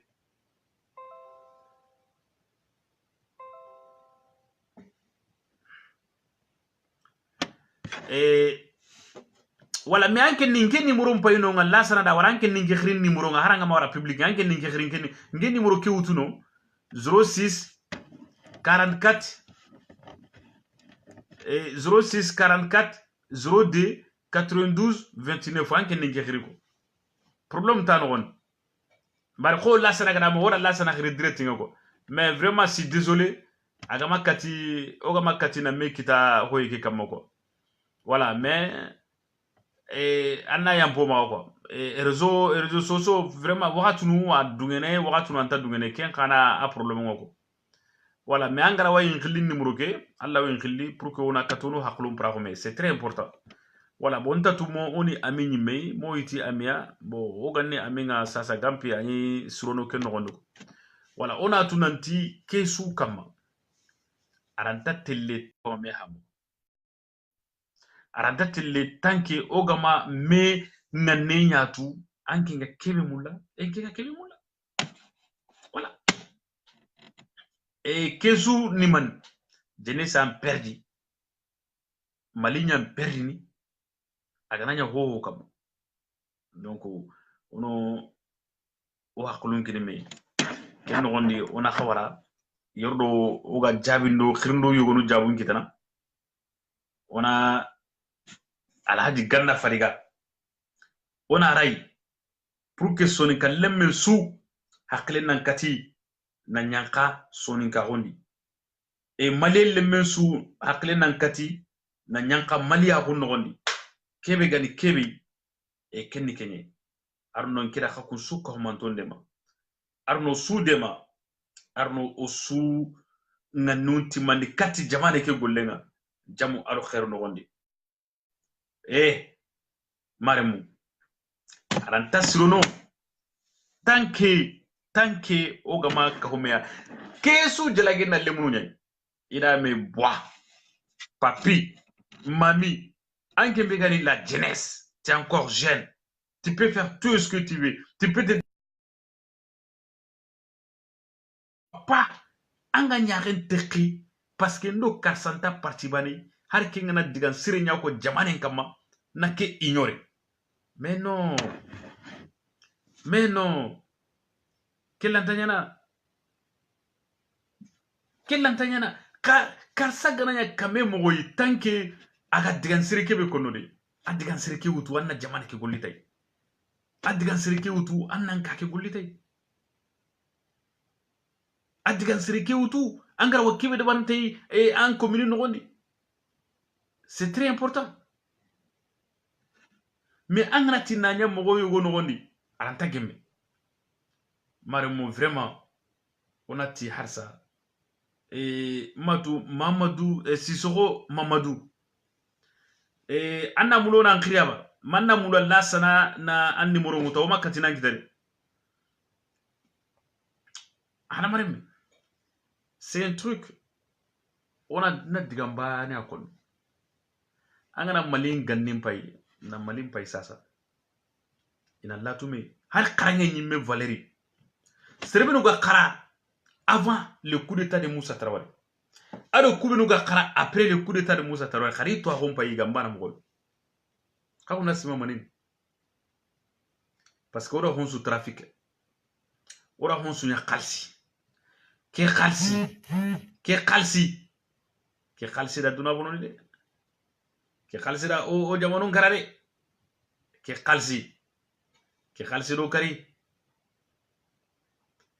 sonu gonti khalsi hullunti khalsi kasungon to khaliso onta hayni keda gili kambe o kismo ko wurno khalsi ke batte ora muso ay to ko geju no politique lan sorondo kari wallahi do kari ono debun su sensibiliser inan kahume inanya bane vote ngana kinye imaharo pipade isunan kahume kasa o debe nganen ngani kebe anga kebe nyano debe ngani keda baru o debe so wasu voankina na hampo khore ni kenya hiloni e magara nanti no nene waraga saka no nene ti waraga no nene ti sigreti mpaki bane lo nene ti wujunu hilya nanti na on voti dangani c'est impossible la jeunesse il faut pas oga dungene kinga khadi o maka dunge kinga few on kahumeya onan kati na politique lan surun nyimme kanna kenye oga makahume c'est impossible ho ya khallan tabaka no sankinden to ikun khanu profiter kenya no wonde boni ange nya khangai ke bane waka mana wujunu hillikini soronga ange ngati nan serna ke kini lagaru an kabakanga na taro wujunu kulu duran khatela yirro kinga nyana kasunan kahe kambire kasembe no gondi kasunan kahi kana politique lan sere bane wutu kasunan kahi kama sere me wutu kama gallahi meraga sere dangani o la hedu ngani kebe anga mulana kebe nyoro ore mum pay ke ta hono bire nya wure nan khara ore mum pay ke ita hono kurna be nya kama nan khara kan sonin kan debe na di lenki kan fulan debe na di lenki kan khasun kan debe na lenki gouvernement école signé ngama kende nan tanke nyimi ma école signé nan debe antan kan trana na no lenki nan tanke ma hôpital bertan tuwa ande ben no gonda anga jamane palle na hôpital sigi nan de ben no gonda antano mais surtout iya hamuya iwato ga souffrance ke ben no gonda iwato oga tampe ke ben no gonda oko kai marani men no gonda jumbundo tetende bu kum mansu gidi maga jahunu gidi maga jumbogu e do himman kirtanu kusu ko mantem pay ambulance banet ambulance ban na exemple mutu batama mais il était victime de presque 4 personnes il ga sarne jalan nogonde ambulance ngana khri kembrenga ambulance ngama gidima kenga na yitiri na gidima na libatama jalante a horen sunyame pew aw nki kuti mais on a duguta khadi kunsuro banu election ngana kiye khadi on a ile gilli katu kunga khadi nari ini kat mutu keta ini kat mutu moku gadi gamondi soko na soko ntimi katandi gamondo de bunno yo oria oni wala sino karage su tabane yani ogi wala village no yogono miri dangin to nyane kitungu tukun village dun kodana mais c'est la honte mes frères c'est pas possible ommaga daga do kingo khrono hakle mun sur suganta mulla ni numéro ngara public nga la sana jabi di numéro ngara public nga khara numéro kri ana ajouter no ko sugal dinga dangan la jeunesse kala khayin ko lanu munyede le tanke okuga nyana kagunga nyana ma kayndundo haba kayndunga internet ngama bata fata korongiri wona ngullike korongiri ono debe kidamar hiloni yirro gatino on taxwa o lenki ko tabe ga gol lenki ona jiragi ngalla jeunesse ayke qu'est-ce que jeunesse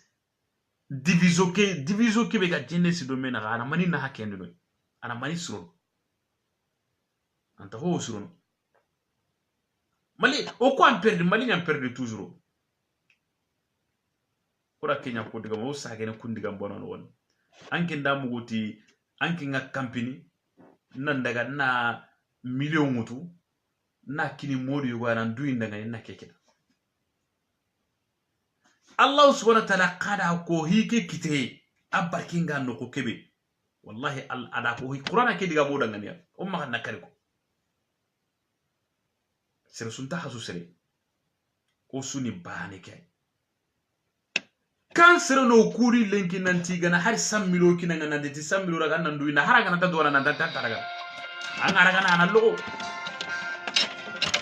anga ma yallan kana nan kembe gan islami ngan kana an jonkoyi anna tu nanti kay kebe kinga miskino ngono ngal lenki debu ngono ngal lenki kun debu wallahi ken kantano iganta wina no ngono dulle no ngono ken kantano nga nanti kun debu awani ne hari jiran kolle el litriji anta keteni debu no ngono yordo oga kesu do barno na kungi dun soko hiloni ina jingita na mini ona kungido so itammi sunna jinkita ina mini ona tirigi me alla na nuwari kha hollingo kammenyan kha so honun ciro sino anyana kamo angana angana duguti abane do kenga dangan din ta me wala khadi pew quelque soit na sage kati kalsi ke 100 millions ken ko kalsi kini ti duwa nyawo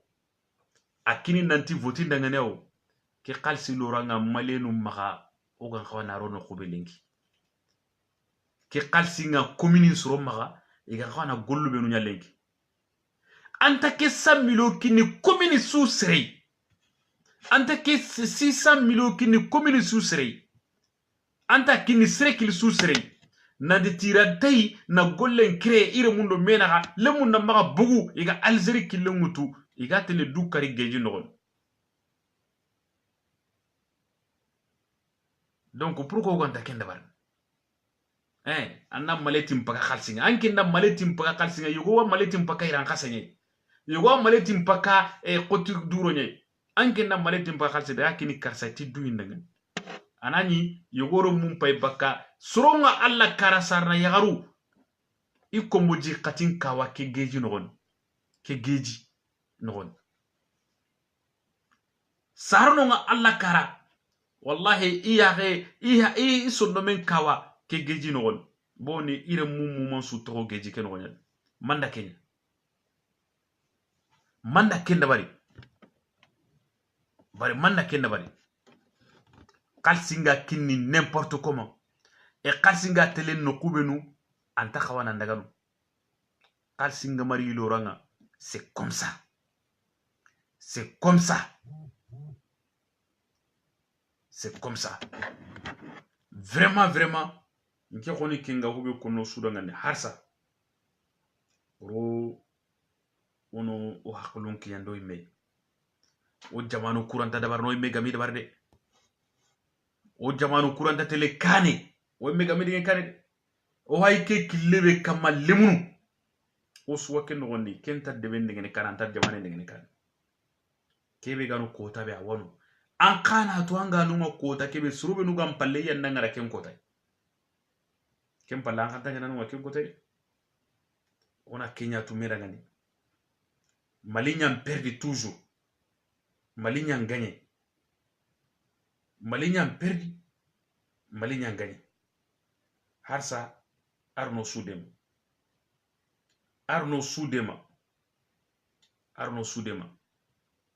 arna hinno ndo sukka homanten ngani nge khoni ke nga hube mununo suda ngani lemnan kunda khorono hakulun kinime o maganya nanti onya kollo muno nda trokenga agana nya kanenga taxentanda sikentanda ngani Musa Jako paka mana khiri me antan telefon bari Musa Jako ngaka mana khiri anta mana telefon Musa antin nankri nda essaye nankita Musa na mina way mais Musa est-ce que ma bugu video no gonde anga maro direct kiri lanta ankitana parce que pour que nankatina ajouter faut kan nani ler no video kiri ko ma nyaaren tanger ko noko Musa faut kan na lo khadi gelanga bugu asu iller no khadi sino nyaaren tanger wala nke khoni ga hube konno o suno hakulun kendi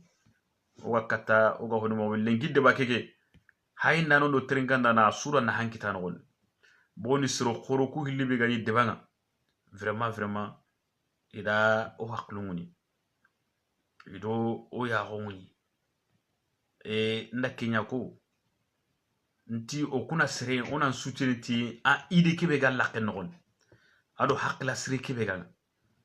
onan soutenen Kenya mais nanditi kayinde do hotana manallah on ta kendi few voilà ngoni ga hobego Musa fokan na nyilerno video ndia khadi Musa parce que anta no gondo Musa Tanjugora fokan na nyilerno video ndia pour que nakati na nkri ko voilà kiani maremu oku o ga hobe kono ko ngara ko mo be angana ken sujate la Malinya perdin toujours. Malinya perdin toujours. Malinya perdin toujours. Que histoire kebe ga hono da ko. Sro oda ko na nyama na foindi. Kila tanya no. Arantei. Vraiment.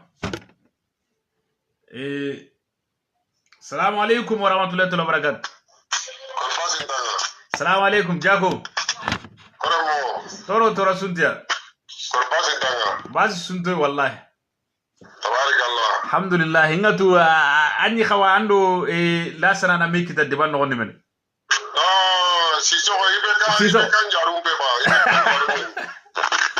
Aywa keda ke Gera question be poser abaka dina question su jabi ti wati wada hospital bale le problème da bale quel rôle ça. Aywa anga men gawende. Antra gante di ba.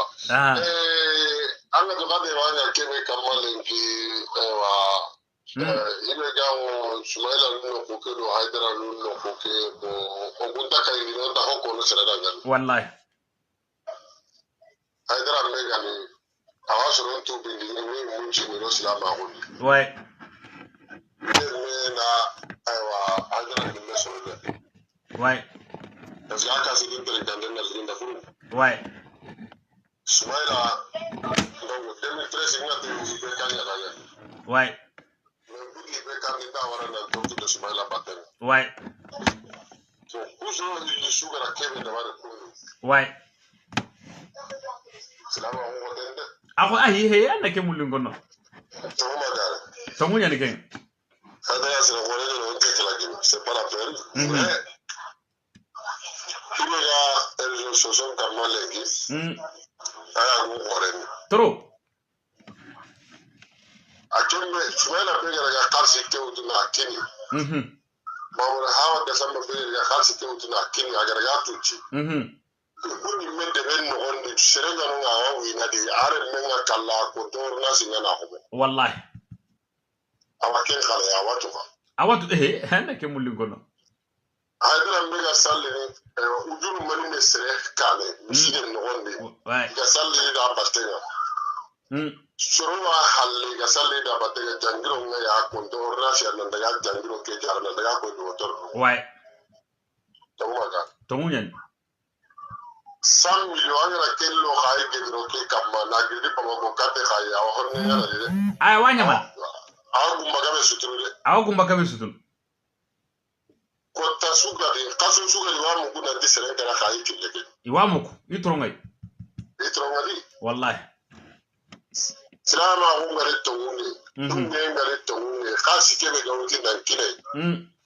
are munda kisi marunda bolo da grenya garu kunyan kala kile wallahi peu agati Sumaila tanga na khasi ke banga rakiri ga haju mi ke me haju tarawa kini khasi ke ibe ga hiji na lari ke kiten way suron bayigan de ga na uru ko la kan ne ga men ta hor ne baba ko no nga na ga ta ma toxic ne na ga ta na problem kila ay anda ga na doñu dugo toron kan awa diga men ta ken kullen kubero ga me uto wadwa ni da ne ardo go de sala inshallah amin ya rabbi allahumma so ku de ba ta ke kam yabo ku de ba no ga ikille na kam way iga ele do mera nga mo be on ta sere jara gini on ta sere kana way on ta kende bandi na ti karla ke da bara magawa way khasi so ibeka ngara bombo be kine na dara atandi ate ade galle mo siri ada iga mo siri aywa atronga voilà parce que anyu wande si so me ke me aguna kawana raga na ti president da pomane do tronga parasi di jamani president esi akawa na ke me ko yimbe yo anna tukeda ke ho diga muti hakene ake hakene de serenga na ko na sira amba kare kam maka bulu iyo ke khawani atamu magare yabo wala idan ko arda anyi ya bugu ke da dile tan maka bulu ke da akeni ya hoguna ile ga bolo tira ibe ka ngore toku no ndo kwa siko akono chumaila ngore toku no ndo siko akono ouais donc igara kasi ndo sakosi no ngondi na taran ni taram mo muro kenya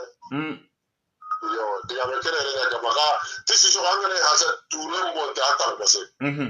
silime mo teatar bose ouais besu poanya manta bose besu poanya ndanta bose ouais tawo be de kenni tamoye angana seren kanu mo suri defo kebe ga ako akinda ibe kan kanu na ni le na mara defo ko ranga kenya ko koreni aya gon koren angi nga sama kebe hage ko ku garo batamate ngene tamate angana ho de mara ko karaga taro kinno na kille ga ko na tanta ya ku kenni tam kaga ma ko ndo soganti mulla voilà sans violence sans manque de respect ouais to ma dare kenni tamoye ibe kamare ibe ka gela gari jamana ke nga mani bare na jiro soit agara ibe bare de ken da bare ko akin ko no si jogo na trinka nelle nga gana nga golle nga kurba ga wa seberin ko killen ko to serenta serenta ngada ma tini kan agara segere kurba ga de ken ba ada ken ko to ran jiro ko de kenni tamoye voilà ga ken nga ibe ka gela na le na rapper ko ibe te jare horo ku aba na tabla na so ko engineer yabo donc peut-être décision ni meni li ba tenga ouais voilà donc il peut gagner la rogore de qui na yumundi ba la khenga na yo salam alaikum Musa magara gari salam alaikum wa alaikum salam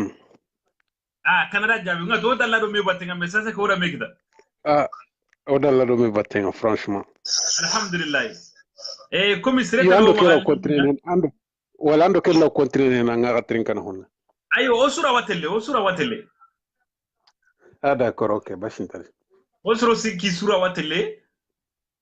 iyo comme nda diga menya kenya magani ha ko an kontine nga trinka na pregen no kana kontine ay ake nga digambe no gonda ni masalan digambe nyadi bo comme anke anga keso nyaga ma obe digambe jabi do aga maga alla waya ko noge osuro watelle do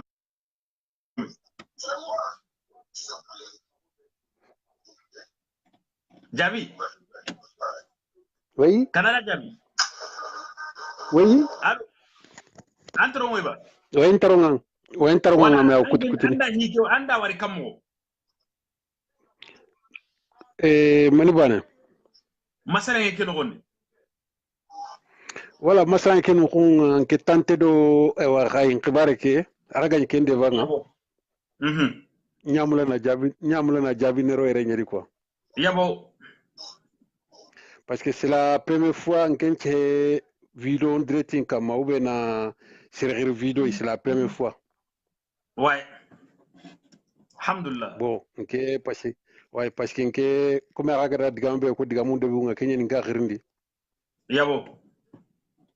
parce que nta sere sarna kana nta mula sere nin charna ka o kuy mekka ho kedi kenta no gonde few wala kenyan ci hinga se ha groupe kam ma kempa lenke nta khirindi ni video ouais wallahi wala bo kenyan ni me kay bangi ngana diga me ngana ri nan ko non jabindi to ko ngari kebe na ken ko kam anna ken ko wallahi akan khawa khamen parce que kanani khayre menye wallahi me kay bangi ngeke miru ma kay kallemme ko chefiri hami mo ngoni kempale ibe kan diga me ngamat president me ibe kan kem bangi kay kallemme su bo comme chef gari gora di haraka ma ngam golli andallo wotena dangani Allah wa xanna way kenni tamunye me kay kallemme keran tatinanti kira ibe kan kanu ti kay ara golle da bay kay wallahi Allah tini ayon kina lingin kida ube apartina linginda ube nyon kilingu nda kanu me agolle heti yabo kay kilen pay kenni kay kile iventa ujune kilometri wa kangana gri bito hil yanne kenya nyana dem pour kina ngiri boma kuna ndago ku kara 2 jours minnanke madalla ya wallahi parce que angana ba kay yanna daga angana bugu boma ko anna daga kay angana daga kay yanno karan ko mobilun dugu ne lenga kunna bu wanna kungu to angana kine mai la kara uro kata 2h du matin ou 3h du matin kenna ngana jawande wallahi bo kenna bogo ga kille ga asu ya nga ga buru nan ki degre be o ka hoke metaru kai kille ke ma kanne ma pour que o gara way haklen kinne me mo wa kille ke o ga a sécurité ne mo be accident nan gaba no gondi higabe tan nan gaba no gondi abunu tenni parce que ngana ki wari comité le men ta ho karanga comité ngana ho karanga ku be no go kitana ran do kitana ka hoke me ka ho mantenni kinya e kamako voilà mal ray kilenga ibe kantare do sanaga esida be ga nyadi yonki be ga bonade aka suda ngari gelli esida ko mali no kuncu wakati ndam mancu me kay kile ibe kantare do sanaga surtout na lawra danke mandal lagare kundu igo ibe ko tara do toron ka ncigindi kay yawa ada pogen cigindi do ndini kay ere poro ke be ga ibe kalina nyino pogen ke be ga ni akenda trawo nyino ndini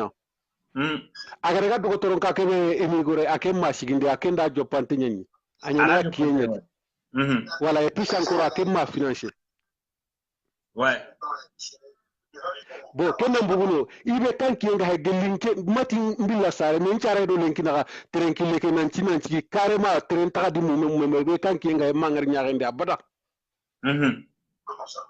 jamani na nyatre jamani ndomena ga hari alla matre antano ndi wayasu nga rempe bisu nyeketa bandu no ngena ndago watake ko kanu no al sur ogara sagu geji ngana liji khalsinu boru muru bandu no daga sagankane ko tabane ammanan ko mu mancuna kellaga har sa ko dula to te ken presida da ngani et puis encore do mo te brambe ti 5 ans nyama ga ti bo serata golli 5 ans no gondo bo sa sagadi inati gadi ti awati agri elini ade kundo franchement kema to wayin kan men na hibe kono ibe sigini do ibe ka halle ubi adna hibe kono ibe ka khabarandi o garo katina ham agorno haqirundi yir sasa keso yogo se hankama yogo dan jabi akamandi ti ada aéroport sigini anki na mar kono ke kama ya na aéroport ke sigini ba mara yino ma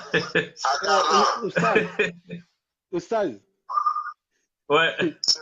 gain kalle men nyanke ke aéroport gelli ibe ka gada sigini ube ibe ka gada nyino dinya anyimbe ken to ngo kendi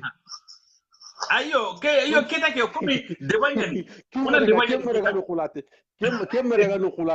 ga no kulate ngo har ken kam jabi ni ko yabo ngeke ngo hibe tu kai ngeke ngo hibe tu kai aha nanti ke hangar drame ngraw nyamene nanti ibe kanda ke dabari aw anke ko ni tu araw nyana men to ko ni tadi ouais et puis ah d'accord yo jogoni